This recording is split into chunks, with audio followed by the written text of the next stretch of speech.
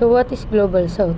The term Global South describes a number of nations that are commonly referred to as developing, less developed, or undeveloped.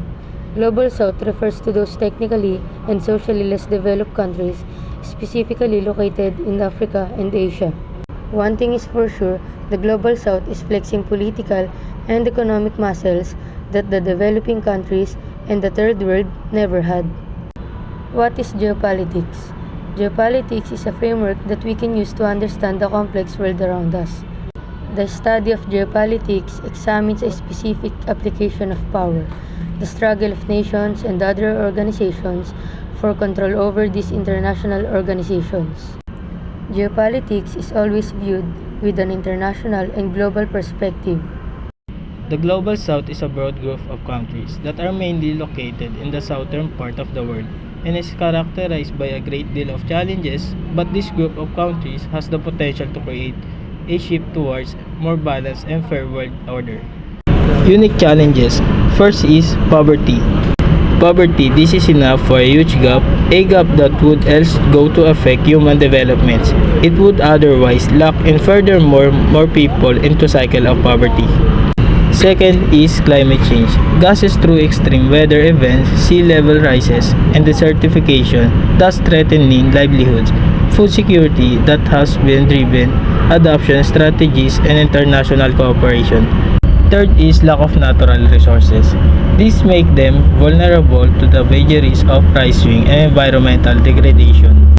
Contribution of countries in Global South. First is emerging economies innovation. Emerging economies, new form of large part of the world. Economy and increasingly are coming up with innovation in addressing global problems. Second, South countries cooperation. South-South cooperation enhances self-reliance, promotes capacity building, and therefore develops the region towards sustainable development. The third is resilience and adaptability. As a communities adapt and improvise to manage climate change, poverty, and conflicts, there seems to be the spirit of innovation and tenacity. The Global South often faces challenges like poverty, which is why international organizations like the World Bank and the United Nations play a crucial role in providing aid and support. They want to shift the focus away from the organization controlled by the Global North and emphasize the importance of these international bodies, which are more than just the product of the member states.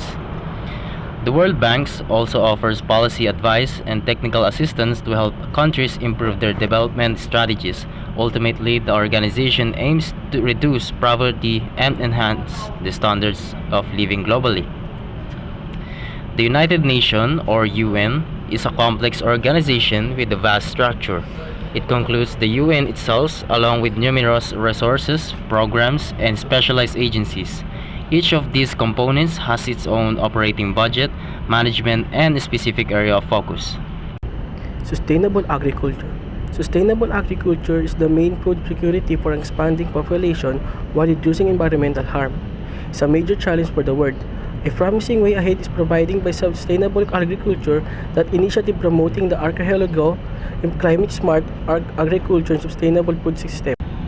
That will be examined in this response, along with how they might change agriculture for a more sustainable future.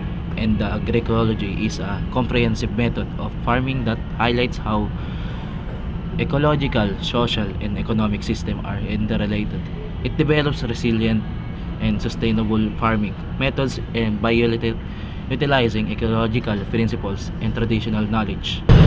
So, reflecting the historical, political, and economic reality of a diverse group of countries, the idea of Global South is intricate and dynamic. Even if the phrase itself is subject to argument and criticism, it is nevertheless important when talking about social justice, international relations, and global development.